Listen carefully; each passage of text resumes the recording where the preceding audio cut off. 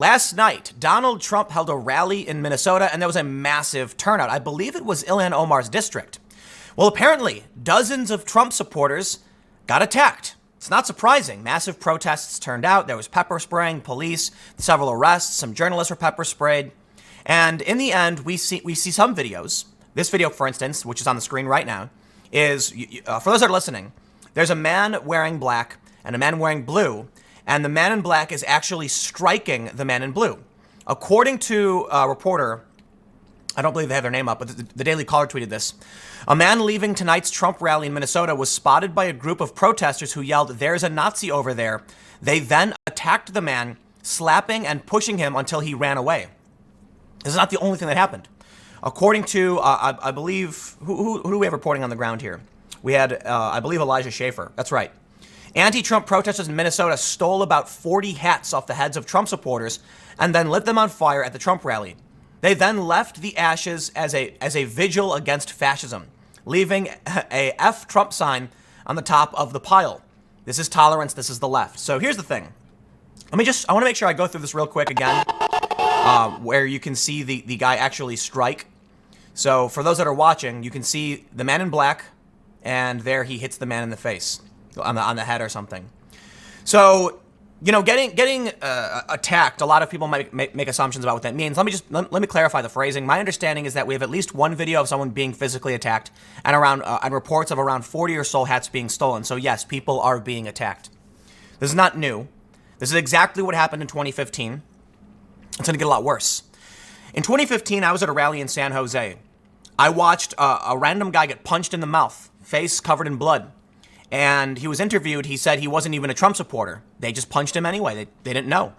There was one kid who was literally, I don't even know who the kid was, but he was being chased. Like a 14-year-old kid was being chased by the mob. I watched an elderly couple be knocked to the ground, their hats torn from their heads, set on fire. And it's exactly what they do. In San Jose, there was a more particularly viral moment that I filmed in which a man, so I saw this guy leaving the Trump rally in San Jose. This was, I believe, 2015. He was wearing a neon yellow polo shirt, and people were screaming and spitting at him, so I started filming.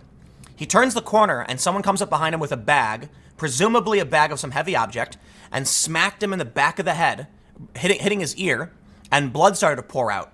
So I got an interview with the guy, and that video got like 1.2 million views overnight. It took off. I've seen this stuff firsthand, and let me tell you, it is going to get worse, way worse. And when Trump gets reelected, it will be substantially worse. January 20th, in Washington, D.C., you had hundreds of people in the black bloc going around, smashing stuff, throwing bricks, starting fires, 200 plus people arrested. I was in the crowd that got arrested. I got released without being processed. So yes, I think people like to argue what arrest really means. But let's do this. Let's hop over to the Real Clear Politics and go through what actually happened. We had a series of tweets, and then we can talk more about just how bad it's going to become. I want to stress, these are the images that will be used by the Republicans and Donald Trump for his reelection. I assure you. And there is even a tweet here from a woman who says, like, I don't even have an opinion on Trump and they were attacking me. Yep. That's what it is. That's what it is. So we have this tweet, the first one, protesters burn Trump hats and flags outside Trump rally in Minnesota. RCP reports, protesters burn red Trump hats, hold anti-police chants, and destroy property outside a Trump campaign rally Thursday night in Minneapolis. Protesters yelled "F you guys" and animal abuse at law enforcement officers set on horses. Now, I'll stop here. And instead of the normal shout out, I'll tell you this. We've got on the ground footage. We had a reporter there interviewing people and filming. So we've got a bunch of exclusive coverage on the ground that should be up tonight at 7 p.m. at youtube.com/subverse news. So again, SUBVERSE news on YouTube. Go subscribe. We are going to have a video. I believe it should be out hopefully by 7 p.m.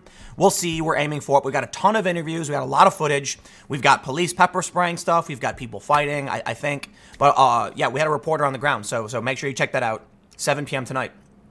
Matt Finn tweeted, outside Minneapolis Trump rally, protesters lighting MAGA hats on fire, rushing police, calling them pigs, escalating scene. Trump hats post fire. This is the tweet from Elijah Schaffer, which I referenced already, that they stole around 40 hats off the heads of Trump supporters. People were also maced. Elijah said, my producer and I were bear maced in the face while reporting on the quickly dilapidating situation outside the Minnesota Trump rally. Arrests have been made. Antifa is present. Violence is commonplace at this point. Typical end of the night anarchy. The situation outside the Trump rally in Minnesota is quickly deteriorating. Left-wing protesters are destroying barricades. A protester can be seen waving the Chinese flag in front of riot police while people in Hong Kong wave American flags for freedom. We wave Chinese flags. Think about that. Think about the NBA. Listen, you need to understand this. Everyone keeps saying, they make up these points where, the NBA will talk about the bathroom bill in North Carolina, but then they bow to China. Listen, it's all the same movement. These protesters who completely agree with boycotting businesses over their bathrooms are also waving Chinese flags. It is not a coincidence, okay? These big businesses don't care. They care for nothing but money. So they're going to bend over backwards to whoever is going to give it to them.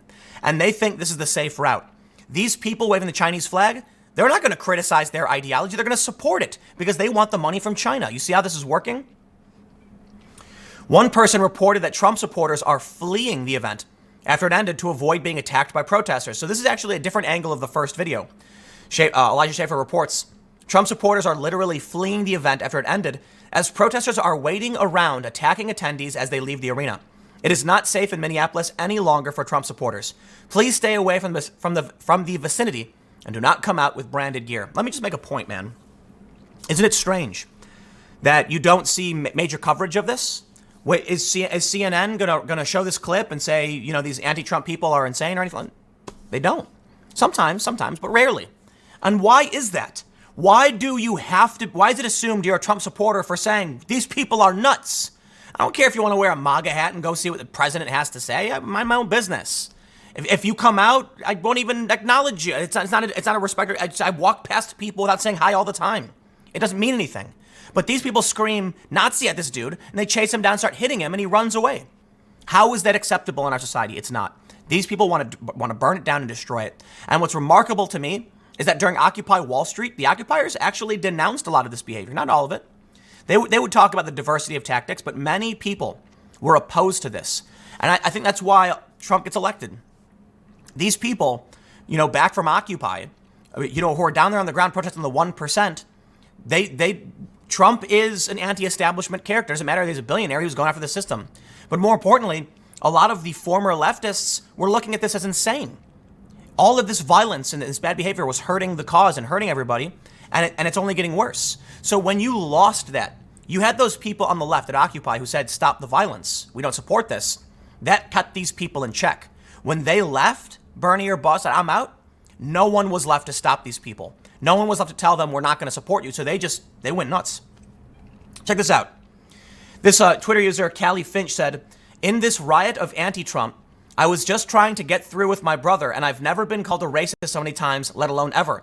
I've never been shoved for just walking through, for thinking I was a Trump supporter. I don't have opinions on Trump, but this was whack. Apparently, this person on Twitter was just walking by and got attacked. And that happens. That absolutely happens. As I mentioned, when I was in San Jose, there was a guy who they claimed was a Trump supporter, and he wasn't. He was even Latino. He was a Mexican guy, I think. And they punched him in the mouth, and you could see blood coming out of his mouth. They don't care. It is violence. It is chaos. It is anger. And I'll tell you what, man. Let's get to the important point. These videos are going to go viral. This video is going to get a ton of play. Regular people like that Cali woman who aren't in politics and don't care are being attacked, are being, threatened. And they're going to go tell their friends and family. And they're going to say, I don't understand what happened. And their friends and family are going to be like, what's going on? This is insane. And you know what they're going to think? They're not going to think, I like those people who attacked my friend. No. They're going to think, wow, these people have gone nuts.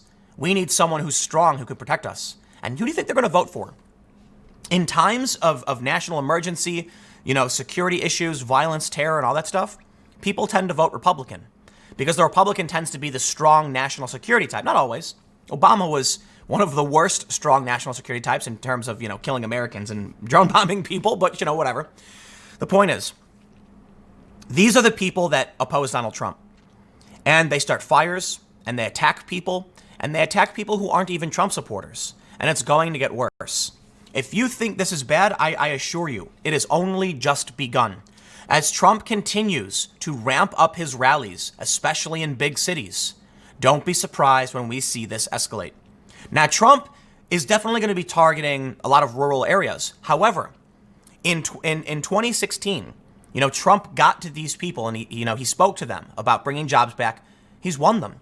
The economy's better. He doesn't need to go and tell them anymore.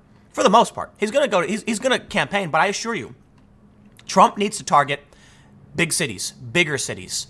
He needs to find that base and rally them in areas that he can try and gain ground in. The people who live in the rural areas, who already tend to be Republican, or who already got his support, Trump doesn't need to go prove it. Trump could simply say at any rally to everybody in, X county or whatever, your jobs are back, blah, blah, blah. And they're going to be sitting there watching their TV, not at a rally, but they're going to be cheering. Yes, they are. So I get it. They might want to see the president and be happy that he's come to their town, but he doesn't need to anymore. He's already won to them. The economy is better. Unemployment is down. These people have jobs again.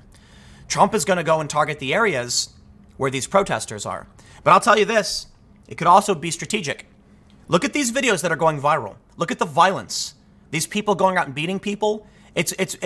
Look, they're writing the Trump campaign ads themselves. Trump need only go up to a rally, bring all these people into the stadium and say, thanks for being here, have a good day. And he could walk out. That's it. He could say nothing. And they would show up. All of this footage will get released and they're going to compile it all and they're going to run it on TV. And that's it. The ads write themselves. In this political era, which truly is terrifying in my opinion, policy is out the window for the most part. Now, Trump does talk about a lot of core issues and the economy is doing better. So in my opinion, when it comes to a political debate, like an actual one, Trump is slightly ahead of the Democrats. Trump will actually talk about immigration. He'll actually talk about the economy. He'll also talk about Antifa on the far left. And the Democrats will talk about impeachment and scandals. There's very little substance in this political cycle. And this is part of the problem. But you know what? I'm not going to blame Trump for those that are giving him ammunition. It's their fault. Trump is the president. Trump won. Fine, whatever. How about you stand outside, shake hands, and offer up conversation and try and explain why there's a better way? I assure you, you'll convince. So this is why I don't trust these protests, right? If I stood outside of a Trump rally wearing like a button-up shirt and I waved with a smile to a nice, little old lady and her family with Trump hats on and shook their hands and asked if they had a few minutes just to talk about, politics and explain to me why they like the president. And then I could explain why, I like someone like Tulsi Gabbard and see if we can find common ground. I assure you, in that way, you will end up convincing a handful of people to vote for your candidate. I guarantee if I went to a Trump rally, I would meet some people who are like moderates, are undecided, not diehards, and we'd have a conversation and I might actually convince them. Absolutely. Because a smile and a handshake goes a really, really long way. But I'll tell you what, these people are Trump supporters. I say that somewhat facetiously. I made that joke last time. I was at, I think it was around San Jose. I jokingly referred to the protesters as Trump supporters. And much to the offense of literally everybody, like Trump supporters are like, how dare you call Antifa us? And I'm like, I'm making a point, man.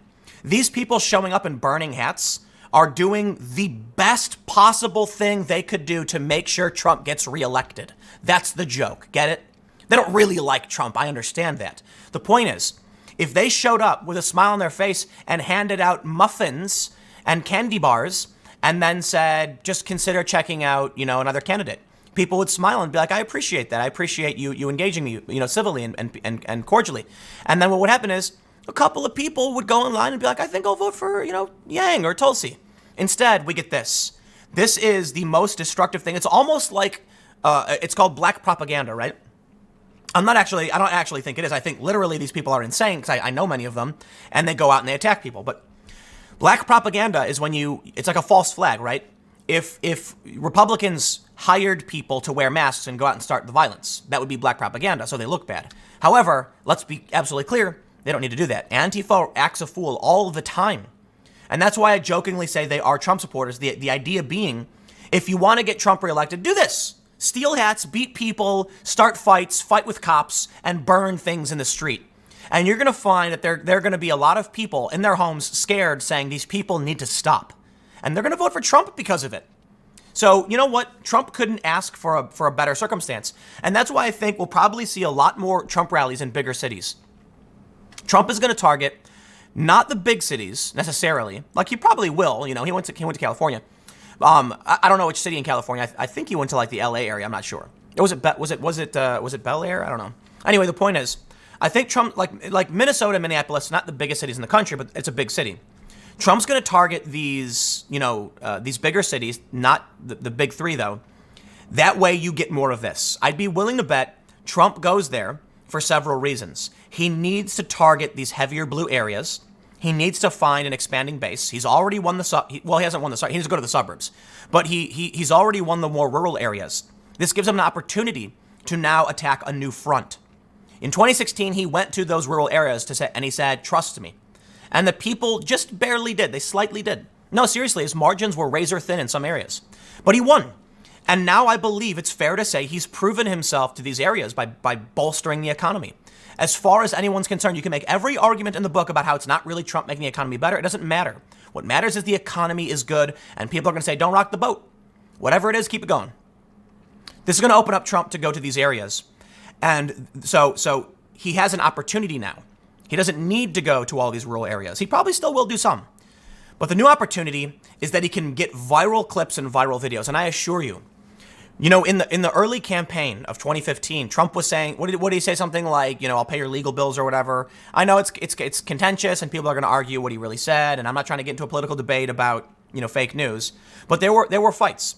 There were protesters and Trump was rowdy. But the media turned, that was bad. And Trump learned very quickly. He said, no, calm down, just get him out of here. Let him, don't fight, don't threaten him. All that stuff. He realized it was bad. He learned quickly. Now I think Trump and his people know full well. I really do believe Trump, his campaign staff, his managers, they know basically the same thing I do, right? I wouldn't be surprised if they're watching this video right now when they know. We all know. When a regular American is sitting at home eating their, popcorn and watching a flick with their family after work, and they see this video get shared on Facebook, they're gonna be shocked. And they're gonna think about the safety of their family. And they're gonna think about that young woman who was attacked, and that father's gonna be like, I do not want that for my daughter and my son. Walking down the street, this is insane. This needs to stop. And what do you think's gonna happen? They're gonna be like, it must stop. Therefore, I'm gonna agree with those who attacked my children. No.